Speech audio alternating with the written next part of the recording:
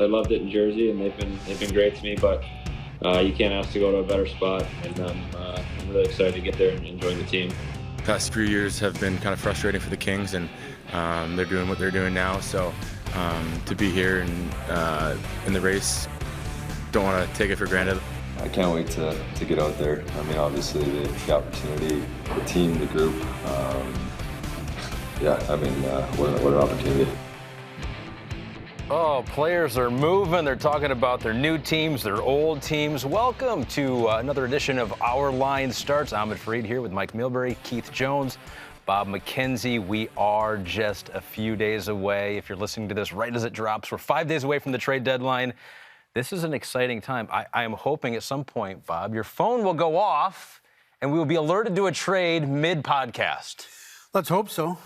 So I'm proud to join the podcast. I hear, Mike, this is where the big money is in podcasts. Big money, yeah. I bring it up constantly, but nobody listens to me, Bob. What else is new, right? So what do we think? You come all the way from Toronto. I think they'd give you a couple shekels to do this show. No. Nice cup of coffee. You get water, yeah, water and coffee. We got plenty of that here. We're going to get in. There's so many rumors that are out there right now. There's some trades that have happened, but we think many trades that are still on the horizon. But first, I kind of want to get your guys' feeling. You know, the trade deadline comes, and I think as a fan, it's super exciting.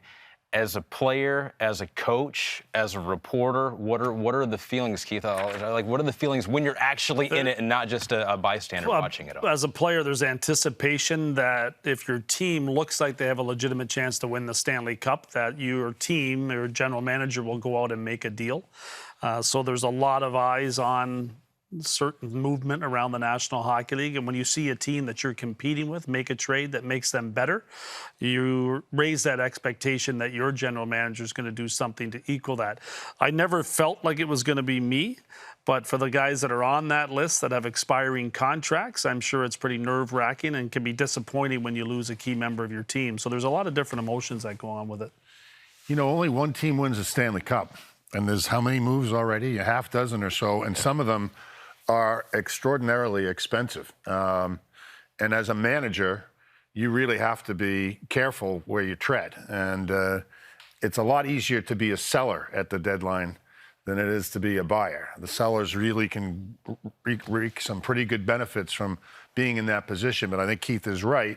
When you're feeling like your team has a chance, you have an expectation that your general manager will step up and say, yeah, I believe in you guys too, and this is how much we believe in you. And you get whoever it might be, a Chris Kreider who's not moved yet, or a Martinez, or Blake Coleman. But it does make a statement to the team that says the general manager believes in you.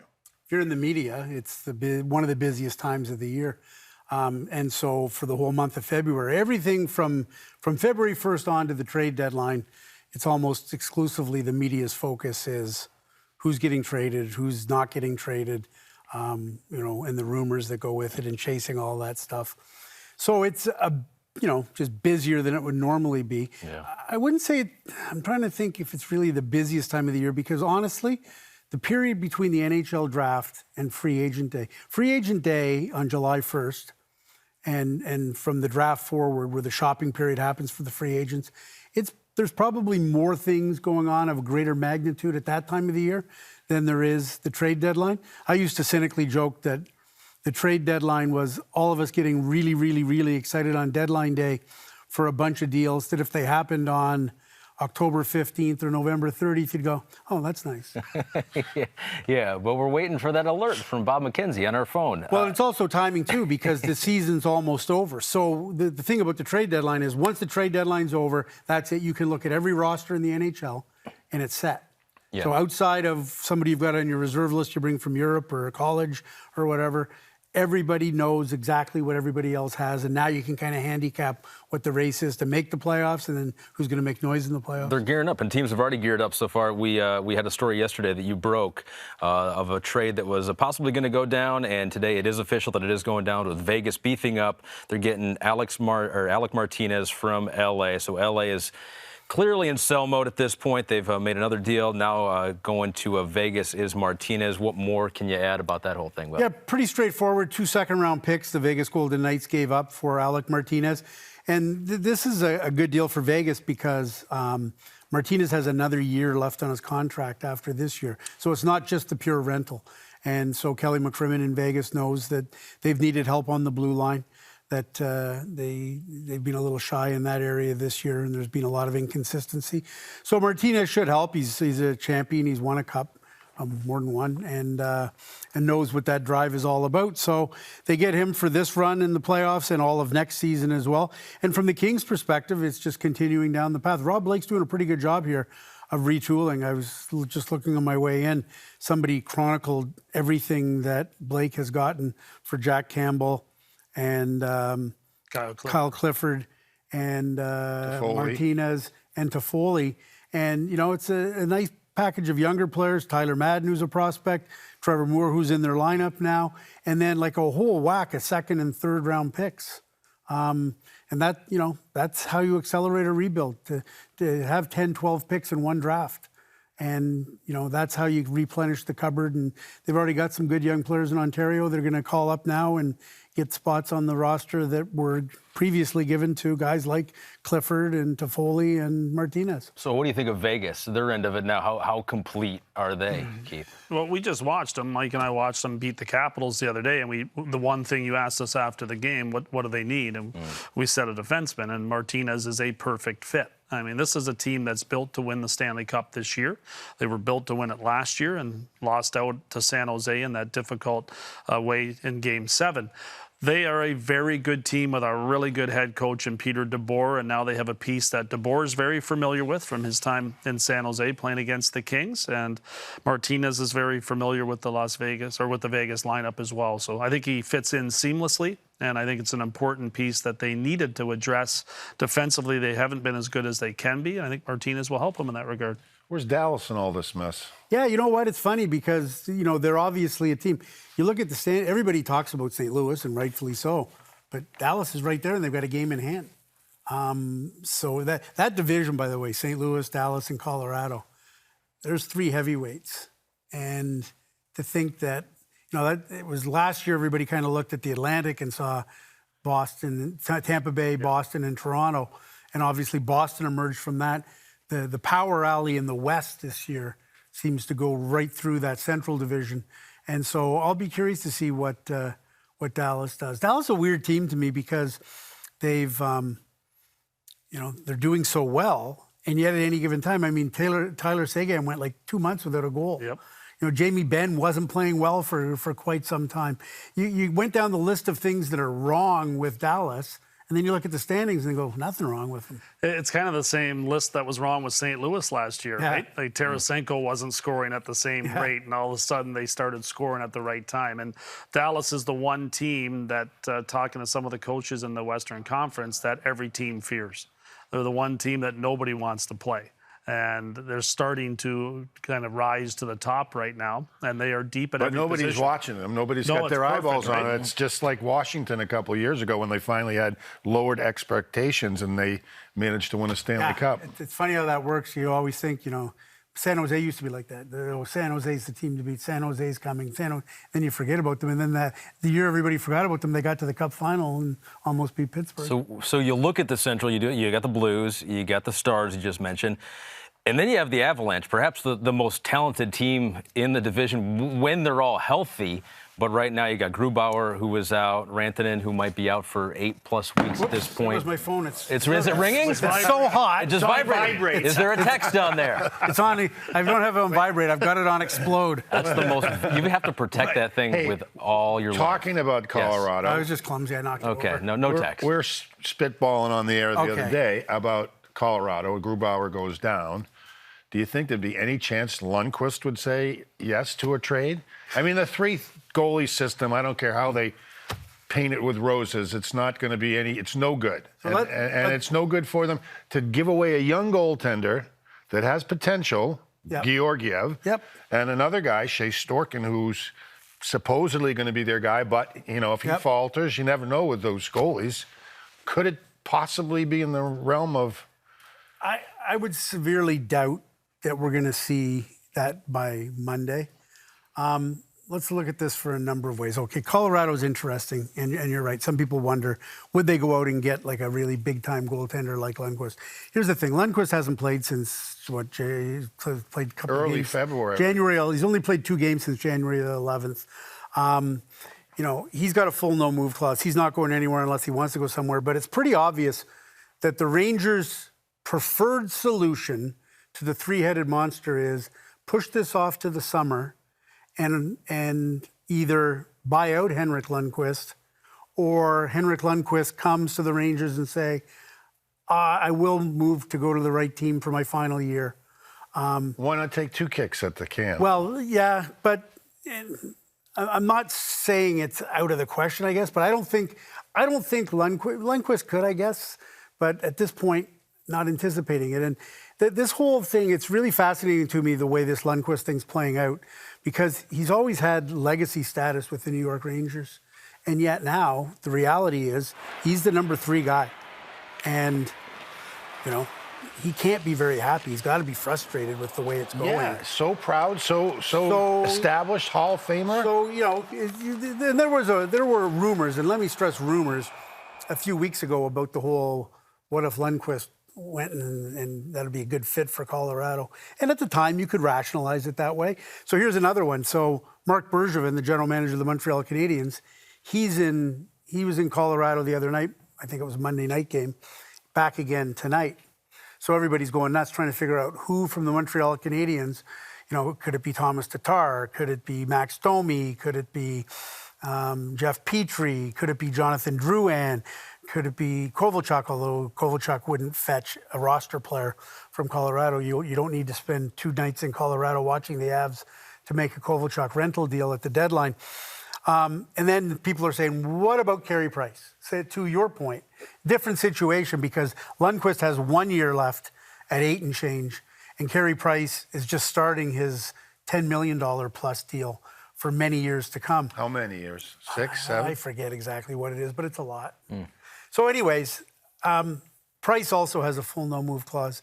And it started everybody kind of dreaming in Technicolor about what these types of deals might look like. And Carey Price has the full no-move. I'm curious once the season's over. I don't expect anything to happen with any of these big goalies by Monday. But once the season is over, I'll be really curious to see where Carey Price's mindset is at, publicly and privately. Where's Shea Weber's mindset? Montreal Canadiens are going to miss the playoffs this year, probably. It'd be the 4th time in 5 years they've missed the playoffs. It's not probable anymore. It's so very likely. Exactly. And are these guys getting any younger? No, they're not. So are they? If they're content being the mentors and the stabilizers on a rebuild in Montreal, because that's basically what it is, and they're going to continue to push more kids up through the system. The Russian defenseman Alexander Romanov should be there next year. He's a good one. And are they content to do that? And if they are, that's fine. But nothing happens unless these guys say it needs to happen, and I'd be really curious to see what their mindset is at. And what makes the Avalanche the intriguing team to talk about is they have a lot of cap space. Yes. So they can go out and do this. And although they feel like it's fleeting. Yeah, well, the window will close. Because Cale Makar is going to need a deal, Gerard will need a deal, and they just signed, got the Rantanen extension done. So there's going to be a lot of young guys coming through their system that are going to suck up that cap. So is this almost with the injuries, though, a lost second half of the year then? It's also a visual look from Joe Sakic, who won multiple Stanley Cups with the Avalanche, and they were a busy team at the trade deadline. Yeah, no doubt. Ray Bourque, Rob Blake. I mean, they went out and made big deals. Yeah, and I don't doubt that they were in on Blake Coleman, my understanding. In fact, there were initial reports that's where Coleman was going, was to Colorado. And I've got to believe that they're in on Kreider, Chris Kreider from the Rangers. Yeah. I've got to believe What's the price going to be there? It's going to be a first-round pick, a prospect, and some other piece. And some other piece could be a player, it could be a lower-level prospect, it could be a lower-level draft pick, and there might be a conditional pick in there, too, that if you re-sign him. And Kreider's a free agent to be. He's free agent to be. And so that's a high price. He's sort of the number one guy. Absolutely, it's a high price. I got to believe the Boston Bruins are interested in Kreider. I've got to believe the Colorado Avalanche are interested. I believe the New York Islanders have interest. I don't know what kind of premium the New York Islanders would have to pay to get a deal done with the New York Rangers. I think it would have to be a lot, because I think if you're the Rangers, the notion of Kreider coming in as an Islander, I don't know. I'm just not sure about that. The Washington Capitals, I believe, have shown some interest in Chris Kreider, and I think the St. Louis Blues have had interest, although General Manager Doug Armstrong said after the Scandella deal yesterday that it wouldn't surprise him if that was the last deal they made before the deadline. So many teams interested, it seems likely that one of those teams would eventually meet the price that the Rangers? I would think so. You think? Okay. I would absolutely think so. There's, and now keep in mind, teams like Boston and Colorado, what we've seen here is you've got your rentals, and there's a big price for them. But when we saw New Jersey trade Blake Coleman in that deal, you saw where teams are saying it would be really good if we could get a guy who's got term left. Mm-hmm. And so there are guys like that out there. So now the question I would ask is, would New Jersey do the same thing with Kyle Palmieri that they just did with Blake Coleman? Very similar in terms of the offensive output, almost identical. And how much does Tom Fitzgerald have to play with? Is he the general manager? He's fully the general manager. That Coleman deal was a big deal. The Andy Green deal was a big deal. He doesn't want to trade Palmieri. Like, he's not sitting there saying, I got to trade Kyle Palmieri. Because the way Fitzgerald looks at it, he wants to get more younger guys in that are in the same age range as Jack Hughes to Nico Hischier. So anywhere from 18 to 24, 25. Mm-hmm. And then those guys all grow old together. So he wants to surround more young talent around Hughes and Hischier. Palmieri's a good player. And in order to let that group develop, Tom Fitzgerald might say we need to have some men on the team. That is, older guys that have some stiffness to their game, and so that's why he's not eager to trade Palmieri. But as soon as he got the first-round pick and Nolan Foote from Tampa, he said, I got to trade Coleman, even though he's got a year left and he's a real valuable guy. And the same thing could happen if he gets the right offer for a high pick and a really good prospect. Palmieri could go out the door. Sammy Vatanen is a rental. He'll likely be traded, although he's injured right now. He's probably a week, maybe more, from coming back. And Wayne Simmons. Vancouver's interested in Wayne Simmons. So he's another possibility. So New Jersey could still be very busy. So to answer your question, Jonesy, yeah, they've fully given Fitzy the keys to the team bus. And Vancouver's a great example of a team that did enough this year to, as a team, impress their general manager. And due to injury, there's some availability, right? There's some opportunity. So Simmons will replace Ferland, right? Yeah, He's been so bad all year, has he not? Better lately. Simmons, better lately. Yeah, he'd been better lately. Tyler Toffoli comes in and basically replaces Brock Besser, who's done for the rest of the regular season. If they can make the playoffs and Besser comes back, and then you have Toffoli on top of that, that's great. Ferland is done for the year and with concussion problems. And so, they're looking at Simmons as an option to fill that. They're not really thinking Stanley Cup now, right? They're thinking maybe we can get a run in here. A run is important to their team. Making the playoffs is really important to them because they went out and got Tyler Myers in the offseason. They made the JT Miller trade a couple of years ago. They went out and paid heavily, overpaid in term and money for guys like Beagle and Roussel to bolster the bottom half of their roster. And now they've got the kids in Pettersson, Besser, and Hughes that they believe are the foundational building blocks. So now they're aggressively trying to push this past the rebuild stage into let's make the playoffs, let's make some noise and see what happens. I want to ask you about a team that is currently in playoff position and maybe has shown enough to their team, their GM, that they deserve a little boost. The Philadelphia Flyers, a team, Keith, you're very familiar with. But I do want to mention to everyone a quick programming note. This Saturday is the 40th anniversary of the Miracle on Ice. That was 40 years ago. The goalie from that gold medal-winning U.S. team, Jim Craig, was a guest on this week's Golf Channel podcast, 411, great name, with Chantel McCabe. So you can check that out. That was 40 years ago. 40 years ago, the Miracle on Ice. We're still saying it. Do you believe in miracles? Nope. Oh, come on. What about Philadelphia? They've been playing pretty well. They are currently third in the Metro.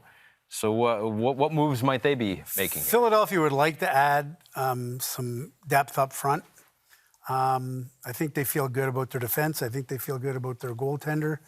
I think, they would love a third-line center. They'd love to get J.G. Pajot from the Ottawa Senators, but Kreider and Pajot are probably the top 2 rental forwards, and I think Ottawa's angling for a first-round pick, and I don't believe Philadelphia is going to want to give up a first-round pick for a rental. That they still feel like, you know what, yeah, we're a good team, and we've got a chance to make the playoffs, but we're going to be that much better a team if we hold on to our first-round pick for the next couple of years and build this thing that way. But, I think they'll add some depth, but I think they want to do it for lesser prices than a first-round pick. And they did most of their work in the offseason, and all those moves paid off. Yeah. Justin Braun's played very well. Yeah. They picked him up from San Jose in the offseason. Kevin Hayes they signed as a free agent. Tyler Pitlick has played very well, who they traded for from Dallas at that point. And what was I going to say? Nolan Patrick, continuing to practice. He's not cleared for contact, but he's been involved in some battle drills in practice. Maybe they're crossing their fingers that maybe at some point here in the next number of days, weeks, whatever, he'll be a player for them. And if he is, even if he starts as a 4th line guy, if he's healthy and can ramp back up to speed, because he's missed the whole year, had no training camp, hasn't played all year, might he be able to be sort of a deadline acquisition who comes in before the end of the regular season and gives them a little bit of a push? Mike, let me throw a team at you here. If you were running the Chicago Blackhawks, would you be buying or selling right now?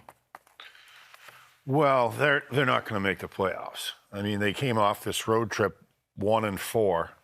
If they were going to make the playoffs, they would have had to be over 500 on this road trip. They were 3 points out. I think it was like a week and a half ago. Yeah, and then they couldn't get the job done. So, I mean, they have to be thinking of, unloading talent that they don't think they can use going forward. But I don't know if they have a lot of people in that category. They've got some rentals. They've got Eric Gustafsson on defense, who some people might want as a depth defenseman. Yeah, really deep. Yeah. Big points last year, though. You know what I'm wondering is, I'm going to throw a name out, and I'm not saying that he'll move, but I am saying that if you want to continue to, they're kind of doing a soft rebuild in Chicago. And they've brought in some good young players, obviously. If you want to keep going down that road, they need more bullets. So they need more young players, prospects, or they need more draft picks. Brandon Saad's got a year left on his deal at $6 million. And I'm curious, I would imagine that teams, as we talked about before, the Boston Bruins, the Colorado Avalanche, might those teams be more inclined to give up something of significance for a guy who's got a year left on his deal, that's won a cup? He was injured earlier in the season, but he's put up some decent numbers since then. I think he's got 18 goals in 45 games. And a lot of playoff experience. And can skate. And I don't know how committed Chicago is to necessarily trading him, but I got to believe they're getting calls on him, and I got to believe they're going to listen, especially with the prices being what they are, running on the high side. If Chicago could add a really good prospect and a really good draft pick, might that be something that would happen? It falls into the same category as Paul Mary, basically. Yep. Same type of player, same type of salary, and same opportunity for someone that gets them with some term and is going to have to pay a lot more in prospects, and that makes a lot of sense. This is a slippery slope time, isn't it? There's a ton of mistakes that are made at this time, a ton of them. Yeah, although there's probably more on July 1, but... Yeah, maybe. But you're right. You're free, right? But you're right, because there are a lot of guys that are going to blow their brains out on a rental, and they're going to get through. See, to give you an example, Jonesy's around Philadelphia a lot. So Chuck Fletcher's the general manager in Philadelphia. He was the general manager in Minnesota. When he was in Minnesota, he gave up a first-round pick for Martin Hansel. Mm-hmm. They got banged in the first round right out. That didn't work. Yep. Matt Molson was another rental he picked up. It didn't work, although he got Cody McCormick the same year, I think. And Cody McCormick helped them win the first-round series that year against Colorado, I believe. So he's had some bad experiences where he was going all in Minnesota because, the direction from ownership is push it. Let's go. We want to win the cup. Let's do it. And everybody's on board. And then you give up a first-round pick for Martin Hansel and it doesn't work out. And it's like, that wasn't such a good idea. How many cups you think were lost by teams that didn't do something at the deadline? You can't measure it, You can't ever right? measure it. You see the ones that it worked for, like the Mark Recchi type deals that come across, absolutely. and Doug Waite and Carolina back in the day. There's been a lot that have pushed teams over the top, but it's funny, some of the recent teams in recent years, I think Julien Brisebois was quoted in a story in The Athletic earlier talking about, he analyzed the last 10 years or whatever and was looking at the rental market, and he was looking at the teams that won. And the teams that won more often than not weren't the teams that gave up a first-round pick and a prospect to get a guy. So the year Washington won, Kempney was their big ad, and he was really, really good. But he was a third-round pick. That was a depth ad. And he turned out to played top 4 minutes for them in their run to the Cup. So, and last year Boston came close. Boston went out and made the Charlie Coyle deal, which was a hockey deal, and then signed him long term. But they went out and got Marcus Johansson. That was a great pickup. Yeah. He really helped them. They almost won the Cup. Can they get him again? Yeah, what about Boston? Hey, listen, they got to be looking real hard because, every team says, well, what if we don't get anything done, we're happy with our team. I can't imagine people in Boston will be happy with the Bruins. People in Boston won't be, and I don't think the key guys should be happy either. I mean, Bergeron, 35-ish or 34, and Krejci. That window is starting to come down. Chara, they've been in a constant cycle of trying to find a winger who can play with DeBrusk and Krejci. That's right. So it started with Rick Nash. You're right, and that didn't work out too well. Right, and then they got Coyle, and people thought it might be Coyle, and then Coyle played down the line a little bit. He's a third line. Yeah, Coyle played down the line a little bit, and then Johansson was in there for a bit.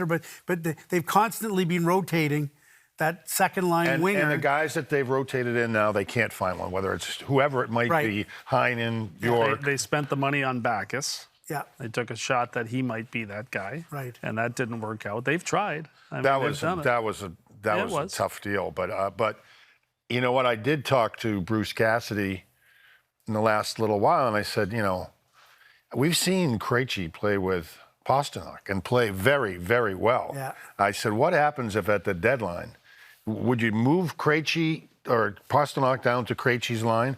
And then you've got a set Marchand and Bergeron. You've got Krejci, and then you got, and he actually said something very interesting. He said, I might not be really comfortable with DeBrusk and Krejci and Pastrnak from a defensive position, so I might actually think moving him with Coyle. So the wheels are turning in Boston for an event, a non-event, something that doesn't happen. Turn if you can go out and pick up a player right now that just kind of fits. Like there's, that's the Kreider for. I mean, he got hit. He got hot rather at the right time, right? I mean, he was not playing very well, and he's going to cost a ton of money. Next year. Yeah, he's from Boston. They're probably. Boston I can't imagine they'd be able to re-sign him, but you never say never, because in the salary cap world, it's always a discretionary thing. You can always just say we're getting rid of this guy, and this guy to make room for this guy, but it'd be tough. If Jimmy Rutherford was running the Boston Bruins, he's making a trade for a left winger that can play on that line, or a right winger, whatever they need that second line. Yeah. He's making it. But he's at a different point in his life, and the team in Pittsburgh. Yeah, but in some ways, though, Boston's not that far off. They're like the Penguins. They are. Like you mentioned, Bergeron and Chara. Top record in the league, right? And that, so yeah. And listen, in fairness to Don Sweeney and the Bruins, it's not like they sat on their hands. They made the Nash deal. Mm-hmm. They made the Coyle deal. They made the Johansson deal. They've not just sat there and done nothing. Right. It just, other teams are adding, and there's been this flurry of activity for the past 4 or 5 days, and Boston's not been a part of it. So you can see in the Boston media, it's like they're getting antsy. They're like, okay, what about we? Because there was some talk that Boston was in on Brendan Dillon, and so it's an interesting. And talk about Josh Anderson, who's been hurt, but I don't know if that's going to work out for them. It's kind of that's a very dangerous if he wasn't situation. Hurt, he'd be exactly. a Bruin. Exactly. He's coming off a bad shoulder, and everybody thinks he's ready to go, but he doesn't think he's ready just yet. That one's fraught with peril, that you're trading for a guy at the deadline that hasn't played for a while. And let's be honest, that's almost more of a futures deal, because you got to be prepared. Josh Anderson had 1 goal in 26 games before he got injured. Yeah, so obviously he was playing hurt. because he's too good of a player to have one goal. Exactly. But he would be a perfect Bruin. But you're gonna have to pay, and he's not gonna take. And he's got our rights. He'll fight you. He'll fight for his cash. He's done it before. Exactly. So, how long does this podcast go that we don't get paid for? Are they much longer? I got one more team. I got one more team I want to talk about here. I got another team because Boston may be justified in standing pat, even though their fans don't want that. We saw a team last night that it appears needs to do something to shake it out, and Sheldon Keefe was despondent after Toronto's game yesterday. Just defensively, they can score with the best of them, but just defensively for them, there's some serious issues there. What do you see with the Maple Leafs and what they may do? Well, I don't think that the Leafs are in the mindset of we must do something by Monday to correct what's wrong with the team, because what they need to do by Monday might not be available to them. And that is, for weeks now, they've been looking for a right-shot defenseman with term that can play in their top four, that you could put on a pair with Morgan Rielly and for the next 1, 2, 3, 4 years, whatever the case may be. It's not an easy needle to thread, because those relatively young defensemen, they know they're going to have to give up a Kasperi Kapanen to do it. But they've also been decimated with injuries. That's not an excuse. Just to point out that, a lot of their forward depth, that Ilya Mikheyev was a real good player for them. And then he got his wrist sliced up and he hasn't played and won't play probably for a while. Andreas Johnsson, they just announced, out 6 months, knee surgery. So a lot of the forward depth that the Toronto Maple Leafs had has dissipated because of injury. And so now I think they'd be fine trading Kapanen who hasn't played well at all this year. His numbers are way off. But I think they'd be fine trading him for the right defenseman. They just haven't found the right defenseman. Hard to find that right-handed shooting defenseman still, right? It really is. So. All right, Mike, I've got about 13 more questions here to go. And then I have to take a call, so I'll make it 3. All right, that's it. That was a lot of information, Bob. Great stuff. Oh, nothing from us. Don't worry about us. No, I don't give anything to you. You stuck around, which I feel was. Yeah, I know, right? I'll remind you later on. That is it for another episode of Our Line Starts. Remember, we got new episodes drop every Wednesday. You can subscribe for automatic downloads wherever you get your podcasts. We'll see you next time, everyone.